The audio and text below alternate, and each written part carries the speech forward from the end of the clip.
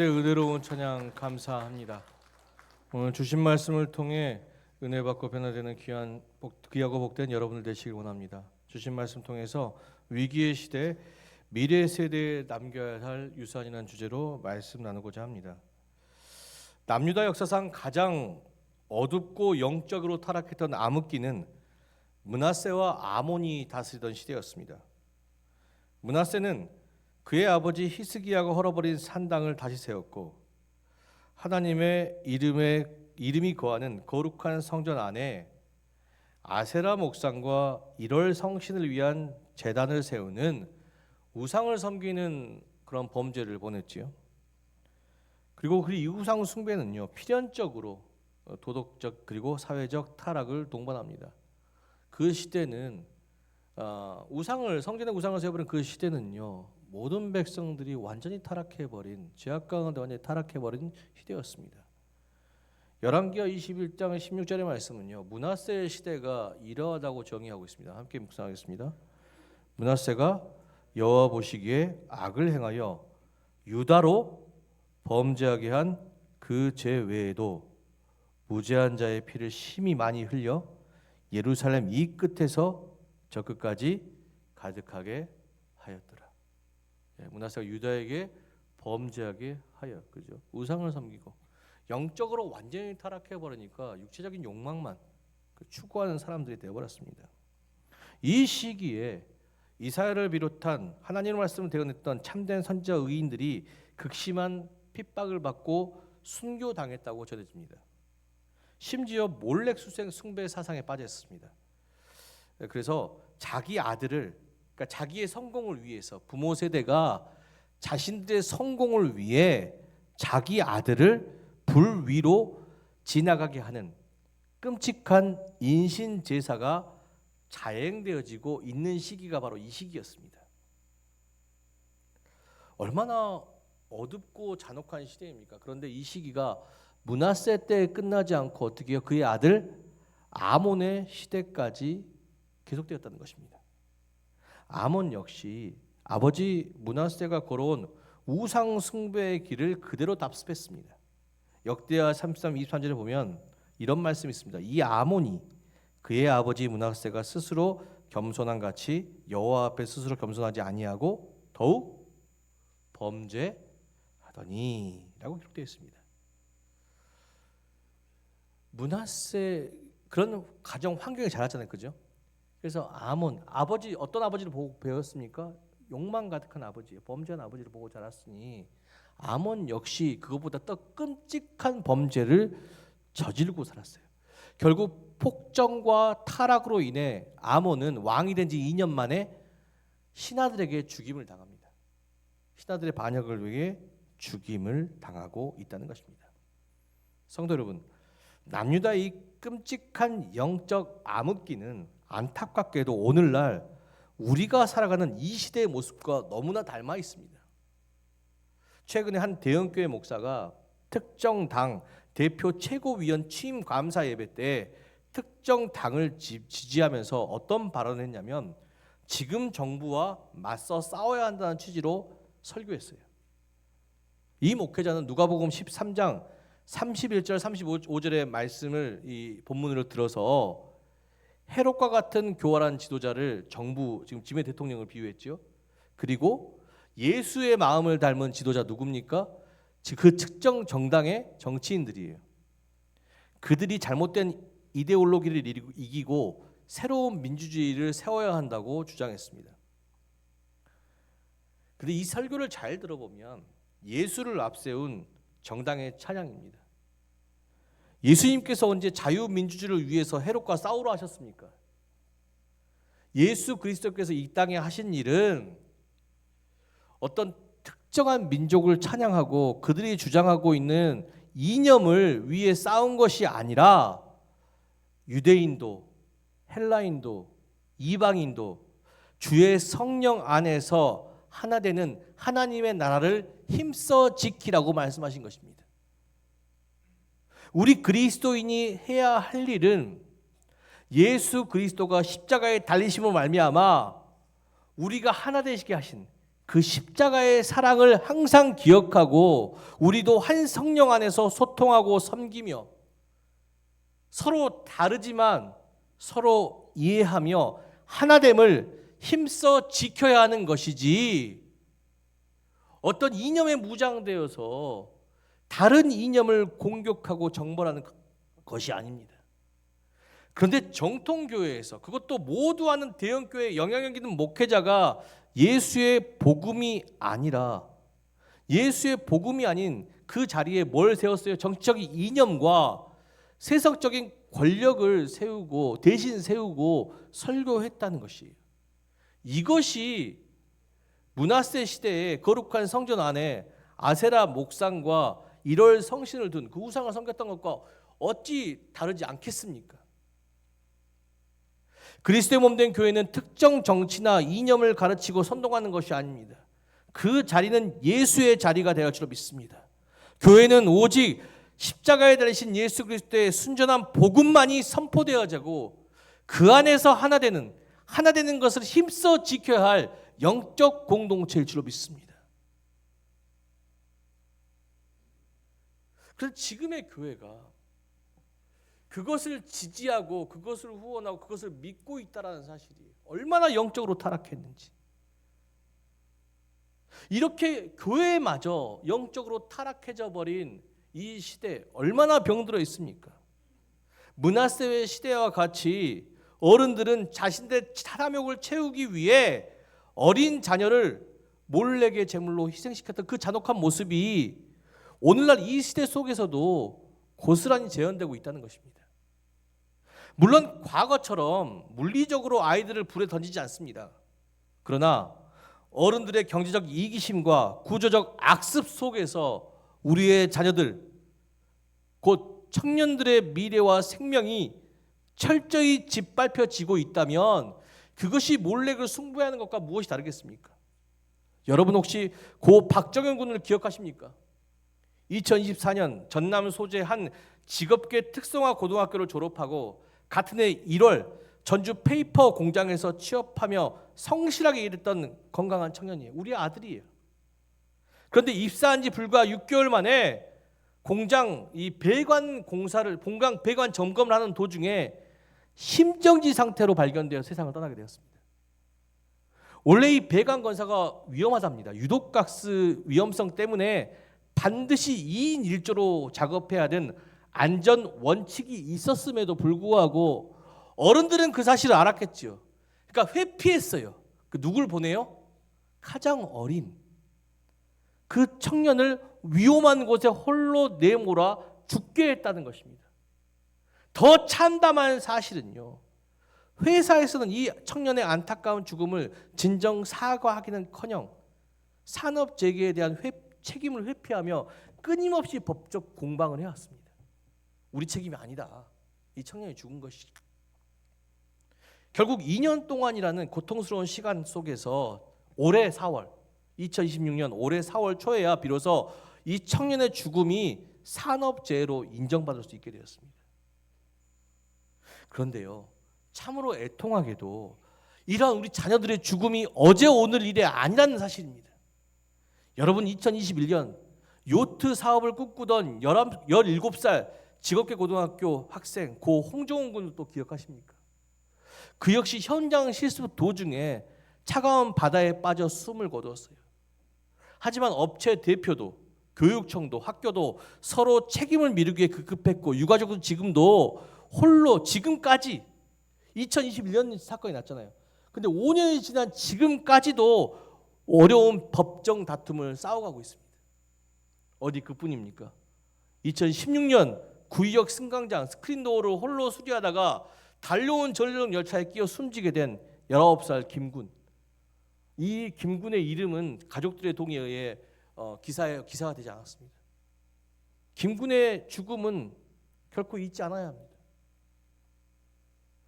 또한 2020년부터 2025년까지 계속되어 온 캄보디아에서 우리나라 청년들을 대상으로 한 취업 사기 범죄, 계속해서 그 범죄가 일어나고 있다는 것을 우리나라는 알고 있었어요. 그러나 침묵하고 있다가 이게 언제 드러났냐? 2025년 한 청년이 죽음으로 말미암아. 이게 수면 위로 올라오게 되면서부터 공론화됐어요. 나아가 생명을 잃지 않았지만 우리 청년들은요, 지금 어른들의 욕망 앞에 죽임당하고 있습니다. 이 땅의 수많은 청년들이 열정페이라는 미명 아래 정당한 대가를 받지 못한 채 기업의 노동력을 착취당하고 있어요. 요즘 기업들은 정직을 뽑잖아요. 왜요? 정직을 뽑으면 다 챙겨줘야 되잖아요. 뭘 뽑아요? 계약직 몇 년, 그리고 인턴. 돈을 안 받고, 돈은 적은 분량으로. 그래서 계약근이 끝나면 뭡니까? 그만두게 하고 또 새로운 청년. 이런 사람 많다 이거예요. 얼마나 수많은 청년들이 어른들의 욕망 앞에 죽어야 합니까? 자녀를 인신제사한 그런 모습이 현대판에 이루어지고 있는 것이 아닙니까? 영적으로 타락해버린 우리 모습, 육체의 욕망만 붙잡고 있는 우리 모습 가운데 지금 벌어지고 있는 일이 아닙니까? 생명과 관계보다 이윤과 물질을 우선했던 이 비극적인 현실이 무제한 자의 피로 말미암아 무제한 자의 피로 예루살렘을 가득 채웠던 므낫세의 시대와 조금도 다르지 않아요. 이러한 어른들의 횡포 속에 자라온 우리 자녀들 어떻게 자랐습니까? 지금 청년 청소년 범죄가 동일하게 일어나고 있어요. 아무런 감정 없이 남의 것을 빼앗아요. 자기 욕망에 따라서. 또 어떠합니까? 자신의 것을 빼앗은 어른 세대를 청년 세대는 더 이상 공경하거나 배려하거나 섬기지 않는다는 것입니다. 부모 세대부터 버리잖아요. 그죠? 도움이 안 되면 버리는 것입니다. 또한 요즘 그렇죠. 경로 70세 이상이 되면 버스, 지하철 나 그런 거 있죠. 그죠? 공짜로 탈 수 있는데 청년들이 그걸 반대하고 있잖아요. 왜? 우리가 고생한 것을 어른들이 누려야 되는지 모르겠다. 이게 청년들만 뭐라 할 것이 아니에요. 어른들이 먼저 그렇게 희생시키셨지 않습니까? 우리의 자녀들을 지금까지. 생명과 관계보다 이윤과 물질, 성공을 우시했던 그 므낫세의 시대가 지금 이 시대라는 것이에요. 이 어두운 시계 속에서 우리의 미래엔 청년들이 억울하게 죽어가고 영적으로 깊이 무너져 방황하고 있습니다. 그런데 더욱 비극적인 현실은 이게 끝나야 되는데 끝나지가 않아요. 아몬과 같이 비극이 반복해 있으며 이 병든 가치관과 구조가 계속 반복되어지고 있음에도 그냥 동조하는 것이에요. 침묵하고 이게 당연하구나라고 생각하면서 이렇게 살면 안 됩니다. 아몬의 시대는 2년 만에 끝났어요. 그렇죠? 우리의 시대도 마찬가지입니다. 이렇게 살다 보면 우리나라 곧 무너집니다. 예. 사랑하는 성도 여러분, 우리가 깨달아야 될 줄 믿습니다. 생명과 관계보다 물질과 권력이 우상화됐던 이 현실 속에서 우리는 성공을 위해 하나님과 관계뿐 아니라 이웃과의 관계도 끊어내고 다른 가족, 친구, 이웃을 자신을 위해 희생시키는 그들의 아픔을 공감할 능력을 잃어버린 채 각자 도생만 하고 있는 이 병든 영적 생태계를 바꿔야 됩니다. 그래야 우리 아이에게, 우리 자녀들에게, 우리 청년들에게 온전한 미래를 제공할 수 있습니다. 그래서 사랑하는 성도 여러분, 이 영적 위기 속에서 이 절망의 한복판에서 우리는 다시 일어나야 합니다. 그럼 어떻게 해야 합니까? 이전의 시대로부터 대물림하고 있는 탐욕과 욕망, 이기심, 그리고 타인의 고통을 눈 감는 영적 무기력이라는 제약의 사실을 우리가 이제는 끊어내야 합니다. 끊어내고 우리부터 올바른 세상을 만들고 그 안에서 우리 자녀들을 올바르게 키워내기 위해 노력해야 될 줄로 믿습니다. 그래야 위기의 시대, 이 나라의 위기가 달라집니다. 미래가 달라집니다. 그다음 구체적으로 어떻게 해야 이 견고한 제약의 사슬을 끊고 이 시대의 미래를 달라지게 할 수 있는 것일까요? 오늘 함께 묵상한 요시야 왕의 개혁 이야기가 우리에게 해답이 될 수 있습니다. 계속되어진 절망의 시대 속에 사람들은 마침내 저항했고 므낫세의 악행을 답습했던 아들 아몬 왕을 2년 만에 죽이고 8살인 요시야를 왕으로 세웁니다. 어린 왕이었지만 요시야 왕은 대대로 이어진 제약의 사슬을 끊어내고 싶었습니다. 그래서 요시야 왕, 어렸지만 8살인 왕이었지만 그는 이렇게 행동합니다. 역대하 34장 2절과 3절 말씀 함께 보겠습니다. 함께 읽겠습니다. 여호와 보시기에 정직하게 행하여 그의 조상 다윗의 길을 걸으며 좌우로 우로나 치우치지 아니하고 아직도 어렸을 때 곧 왕위에 있는지 8년에 그의 조상 다윗의 하나님을 비로소 찾고 제20년에 유다와 예루살렘을 비로소 정결하게 하여 그 상당들과 아세라 목상들과 아로 새긴 우상들과 부어 만든 우상들을 제거하여 버리매. 8세의 왕이 된 요시야 왕으로서 뭔가 롤모델이 필요하잖아요. 그런데 그 롤모델을 자기 할아버지와 아버지로 삼지 않았어요. 므낫세와 아몬은 누구를 롤모델로 삼았어요? 므낫세를 롤모델로 삼았잖아요. 그래서 망했잖아요. 그러니까 자기 할아버지와 아버지를 롤모델로 삼지 않고 수천 년 전의 선조 누굽니까? 다윗을 롤모델로 삼고 요시야는 다윗의 길을 걸었다는 것입니다. 그렇죠? 물론 다윗이 완벽한 길을 걸은 왕은 아니었습니다. 그 역시 죄의 사슬에서 벗어나지 못하고 잘못된 길로 가는 왕이었습니다. 그러나 다윗이 다른 것은 선지자 나단의 책망을 통해 회개하고 올바른 길로 나아간 왕이었다는 것입니다. 다윗은 목자이신 주님을 언제나 바라보았고 그리고 그렇게 살아왔던 결과 악한 시대 속에서도 선하신 하나님과 마음이 합한 자로서 선한 일을 하며 살게 되었다는 것입니다. 요시야 역시 세상의 왕이 아닌 올바른 롤모델, 하나님과 마음이 합했던 다윗 왕을 바라보며 죄의 사슬을 끊어내고 주 안에서 거룩하고 정결한 삶을 살아갈 수 있었다는 것입니다. 우리에게도 이 위기의 시기에 요시야가 바라본 롤모델이 있습니다. 그것은 누구십니까? 바로 예수 그리스도입니다. 히브리서 12장 2절 말씀 함께 보겠습니다. 어떤 말씀이 있습니까? 함께 읽겠습니다. 믿음의 주 또 온전하게 하신 이인 예수를 바라보자. 그는 그 앞에 있는 기쁨을 위하여 십자가를 참으사 부끄러움을 개의치 아니하시더니 하나님 보좌 우편에 앉으셨느니라. 아멘. 사랑하는 성도 여러분, 우리의 다음 세대에게 올바른 롤 모델이 필요합니다. 그러나 우리는 롤 모델이 될 수 없습니다. 아무리 사람이 훌륭해 보이더라도 우리 역시 죄의 사슬을 끊을 수 없는 연약한 죄인이기 때문입니다. 저 역시 그랬습니다. 목회자로서 저는 한 목회자를 롤모델로 삼았습니다. 그의 설교 말씀을 끊임없이 들었고요. 그의 교육 프로그램과 그의 교육의 모든 것들을 가르치고 또 배웠습니다. 그런데 그 목사님이 그렇게 유명세를 타고 사람들의 동명을 받는 순간 그 목사님의 모습이 변했어요.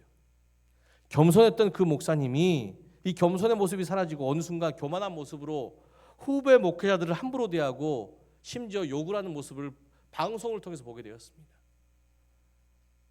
그분의 본래의 모습이 언론에 노출되며 그분은 그 자리에 사임하고 나왔습니다. 아무리 훌륭한 목회자더라도요 죄인일 뿐입니다. 세상도 마찬가지죠. 아무리 훌륭한 사람이더라도 그 사람을 본받지 마십시오. 그 사람 안에 이겨낼 수 없는 육체적 욕망이 있습니다. 우리 안에도 므낫세처럼 이기심과 탐욕이 숨겨져 있습니다. 우리의 다짐이나 얄팍한 노력으로 우리 안에 깊게 뿌리내린 죄의 사슬을 끊어낼 수는 없습니다. 또 그런 사람을 롤모델로 삼다가 본래의 모습을 보게 되면 그 사람에게 실망하게 되고 뭐라고 생각합니다. 그래, 세상이 원래 이렇지. 세상도 사람도 달라질 수 없어라고 생각하게 될 것입니다. 죄를 반복하고 있는 세상과 사람을 롤모델로 삼지 말고 그리스도인 누구로 롤모델로 삼으라고요? 예수 그리스도. 믿음의 주요 우리를 온전하게 하신 이인 예수를 바라보아야 합니다. 여기서 바라본다는 것은 아포론테스라는 헬라어 단어인데 그 원뜻은 주변의 다른 것에 시선을 거두고 오직 예수께만 시선을 고정한다는 것입니다. 이기주의와 물질 망능주의라는 세상의 우상으로부터 우리의 시선을 거두어 십자가 앞에 자신을 내어주심으로 생명과 사람의 참된 가치를 완성하신 예수 그리스도께 우리의 영적 시선이 고정되었을 때 우리는 어떠한 악한 시대를 살아갈지라도 선하게 살아갈 수 있게 될 줄로 믿습니다. 오직 하나님 안에, 오직 이웃을 위해. 우리 자녀들에게 물려줄 것은 악한 세상에서 이렇게 해야 살아남는다는 처세술이 아니라 이 악한 시대를 변화시킬 능력, 바로 예수의 능력, 십자가의 능력일 줄로 믿습니다. 오직 그만이 우리 안에 탐심을 씻어내고 이기심의 고리를 끊어낼 수 있는 복음의 능력을 가지셨기 때문입니다. 예수로 인해 손해보고 예수로 인해 상처받고 예수로 인해 고난당한다 해도 마지막은 뭐가 이깁니까? 선이 이기게 될 줄 믿습니다. 너희가 환난을 당하나 내가 세상을 이기었노라.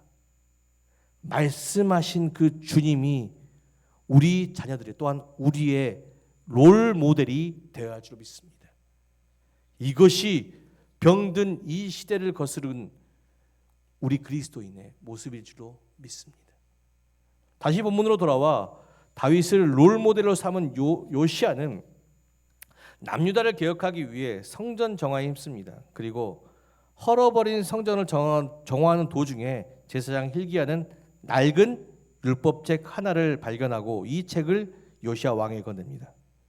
그 중요한 점은요, 요시아 왕이 이 책을 읽은 후 지금 남유다의 위기가 바로 하나님의 진노로부터 시작되었다는 사실을 알고 옷을 찢고 통곡하고 회개하게 됩니다. 그리고 요시아 왕은 성전 정화 작업을 멈추고 오늘 본문의 말씀과 같이 유다와 예루살렘의 모든 장로, 레위인, 모든 백성의 노소를 불문하고 불러 모아 여호와의 전에서 그가 읽었던 말씀을 함께 묵상하고 순종할 것을 권면합니다. 요시아와 함께 율법책의 말씀을 들은 유다와 예루살렘 모든 백성들, 이 백성들은 어떤 사람들입니까? 므낫세 시대와 아몬의 시대를 살아온 사람입니다. 이 시대가 잘못되었다는 것을 알고 있고 이 시대가 변화되어야 할 것을 원하는 사람이에요. 근데 그 변화를 누가 하신다고요? 하나님께서 하신다. 하나님께 진노를 푸시고 이 백성을 다시 앉는 그 순간 이 시대가 변화될 것이라고 말씀한 그 순간, 그 말씀을 믿음으로 받은 그 순간 이 백성들이 33절의 말씀에 보니까 스스로 땅에 가등한 모든 우상을 제거하고, 그렇죠? 요시아의 왕이 사는 날까지 어떤 백성으로 살았습니까? 하나님께 순종하는 백성, 모든 세대가 순종하는 백성으로 살았다는 것입니다. 그런데 중요한 것은요, 뒷부분이에요. 이 백성이 언제까지 하나님께 순종한 백성으로 살았습니까? 요시아 왕이 사는 날까지 하나님께 순종한 백성으로 살았다는 것입니다. 안타깝게도 요시아 왕은요, 주전 609년 무기또 전투에서 전사합니다. 요시아 왕이 죽은 후에 남유다는 다시 과거의 악습으로 돌아가 그 죄를 반복하다가 주전 586년 바벨론에 의해 멸망당합니다.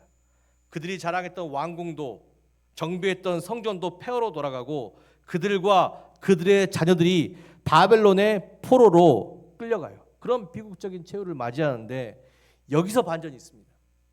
이 포로들의 행렬에 누가 있습니까? 다니엘이 있습니다. 다니엘이 포로로 끌려가기 전 요시아 때 말씀을 들었던 시대는 다니엘이 엄청 어렸을 때예요. 그 다니엘의 부모들이 그 말씀으로 회개하고 하나님의 말씀 안에서 믿음의 본이 되어 살아왔어요. 모든 어른들이. 그런 신앙적인 배경 속에서 그 말씀의 가르침 속에서 다니엘은 양육되어져서 어디로 옵니까? 하나님을 알지 못하는 바벨론의 시대, 거대한 죄악과 세속의 문화로 찌들어버린 바벨론의 시대에 들어와요. 근데 그곳에서 어린 다니엘이 뭐라고 말합니까? 왕의 음식을 먹어라. 그죠? 그들을 스스로 부정하게 하는 왕의 음식을 먹으라는 왕의 명령 앞에서 다니엘은 뭐라고 합니까? 다니엘서 1장 8절 말씀, 다니엘이 뜻을 정하여 왕의 음식과 그가 마신 포도주로 자기를 더럽히지 아니하니라. 그죠? 어른 세대들이 그 말씀을 통해서 스스로의 우상을 치워버리고 본이 되는 삶을 살 때 누가 변했다고요? 자녀가. 자녀의 마음 안에 하나님을 믿는 믿음, 악한 시대 속에서도 선을 강구자하고 했던 그 강한 뜻이 심겨졌다는 것이에요. 어린 다니엘이 어떻게 이런 결단이 가능했어요? 왕의 명령 앞에서도 과감하게 나는 결단하고 세상의 것으로 나를 부정하게 하지 않고 나는 하나님의 것으로 나는 충분히 세상을 담대하게 싸워나가게, 어떻게 이런 결단이 가능했습니까? 그것은 어린 다니엘의 중심 안에 세상의 가치관이 아닌 말씀을 통한 영성이 그리고 본이 되었던 어른들의 모습이 자리 잡고 있었기 때문입니다. 시대에 이런 어른들만 있는 게 아니야. 이 시대 가운데에도 하나님의 말씀을 지키며 물질과 명예와 권력이 아닌 생명과 관계와 섬김을 중요시한 겸손한 어른들이 지금 그리스도 몸된 교회에 있어. 그런 본들이 그 아이들의 마음속에 자리 잡았다는 것이 말씀으로 무장된, 그리고 어른들의 모습 속에 성장한 그 다니엘은 바벨론 제국뿐만이 아니라 페르시아 제국, 바벨론 나중에 멸망당하죠, 그죠? 페르시아 제국에 이르기까지 왕조가 바뀌는 격동의 시기 속에서도 하나님의 지혜를 나타내며 세상 가운데 칭송받는 영적 지도자로 쓰임받았다는 것입니다. 한 소년 마음 안에 심겨진 말씀의 유산이 어두운 이방 제국 한가운데 하나님의 영광을 비추는 빛이 되었다는 것입니다. 여기에서 우리는 위기의 시대에 자녀에게 물려주어야 될 두 번째 유산을 발견할 수 있습니다. 위기의 시대에 남겨줘야 할 유산은 바로 우리 안에 새겨진 말씀입니다. 우리가 물려줄 것은 언제가 무너질 교회 건물이나 예산이나 성도의 수가 아닙니다. 우리 부모 세대가 먼저 말씀 앞에서 옷을 찢고 회개하며 말씀대로 살아갈 것을, 이제는 내 주변에 있는 우상들, 하나님을 섬기지 못하겠던 모든 것들을 제거하고 말씀의 본이 되어 살아가야 합니다. 우리의 중심이 말씀의 영신으로 굳게 세워질 때, 그래서 삶을 통하여서 우리 자녀들에게 하나님의 살아계심을 보여줄 때 우리 자녀들도 악한 시대 속에서 제2의 다니엘과 같이 거룩한 세대로 자라나게 될 줄로 믿습니다. 그들을 통해서 이 시대가, 이 병든 시대가 우리 자녀들을 통해서 그리스도의 몸된 교회 안에서 양육되어진 자녀들을 통해서 변화되게 될 줄로 믿습니다. 전주신학교 60주년을 맞이하여서 전교인 성경 필사를 써온 이것은 이런 이유에서입니다. 60주년의 역사 가운데 함께 온 그 주님, 우리가 이 주님 앞에 철저히 엎드리며 다시 한번 우리가 회개하는 마음으로 다시 한번 하나님 앞에서 하나님 말씀에 순종하며 이제는 우상이 바라고 원하는 그 욕망의 삶이 아니라 하나님이 바라고 원하시는 사랑의 삶, 십자가의 그 사랑을 또한 삶 가운데 전하고 또한 그 안에 그러한 삶을 우리가 다음 세대에게도 동일하게 물려주고자 합니다. 말씀을 통해서. 그렇다면 생명의 말씀을 유산으로 물려받고 살아가는 우리와 다음 세대 삶은 어떻게 돼야 합니까?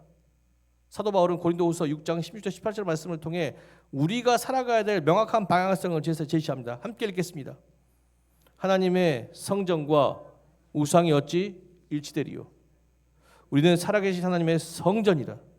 이와 같이 하나님께서 이르시되 내가 그들 가운데 거하며 두루 행하여 나는 그들의 하나님이 되고 그들은 나의 백성이 되리라.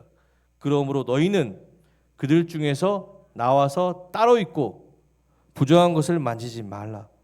내가 너희에게 영접하여 너희에게 아버지가 되고 너희는 내게 자녀가 되리라. 전능하신 주의 말씀이니라 하셨느니라. 사랑하는 성도로, 우리가 물려줘야 할 것은 하나님의 자녀의 신분일 줄 믿습니다. 하나님의 자녀는 우상을 섬기는 것이 아니라 하나님을 섬기며 세상의 말에 복종하는 것이 아니라 하나님의 말씀에 순종하게 될 줄로 믿습니다. 우리는 그렇게 우리의 자녀들을 세워가야 될 줄로 믿습니다. 그럴 때 이 위기의 시대가 소망의 시대로 누구를 통해서? 우리의 다음 세대들을 통해서 소망의 세대로 변화되게 될 줄 믿습니다. 우리가 살아가는 이 시대, 영적 암흑기였던 므낫세 아몬의 시대처럼 지금 어둡고 혼란스럽습니다.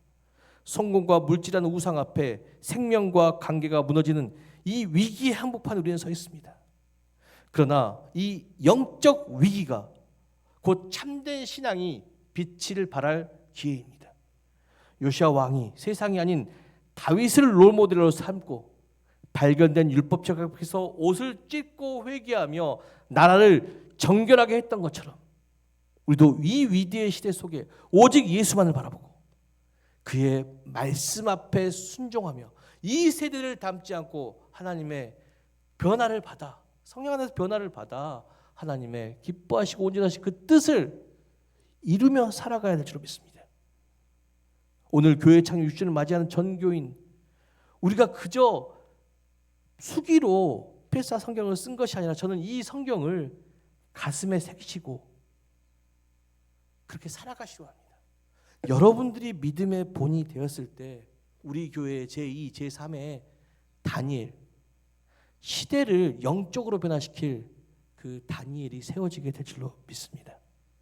사랑하는 전주신강교회 모든 성도 여러분, 전주신강교회가 걸어온 새로운 60년은 오직 예수 그리스도의 표대와 생명의 말씀이라는 위대한 유산을 통해 무너져가는 이 시대를 살리고 다음 세대를 다니엘과 같이 양육함으로 세상을 변화시킬 영적 교인으로 키워내 위대한 빛의 공동체, 저들을 통하여서 세상이 변화되는 위대한 빛의 공동체로 세워가는 노력에 힘써야 할 줄로 믿습니다. 오늘 성경 필사 그런 봉헌식이 그러한 다짐의 시간이 되기를 주님의 이름으로 축원합니다. 기도하겠습니다. 사랑과 은총의 주님, 탐욕과 성공이라는 우상에 눈이 멀어 생명의 소중함을 잃어버린 이 위기의 시계 속에서 우리의 연약함과 영적 무기력을 회개하며 주님 앞에 엎드립니다. 교회 창립 60주년을 맞이하여 온 성도가 마음을 다해 필사한 하나님의 말씀을 봉헌합니다. 이 봉헌이 단순한 예식으로 끝나지 않게 하시고 우리의 심령에 말씀을 새겨 살아계신 하나님의 거룩한 성전으로 회복되는 은혜의 역사가 있게 하여 주시옵소서.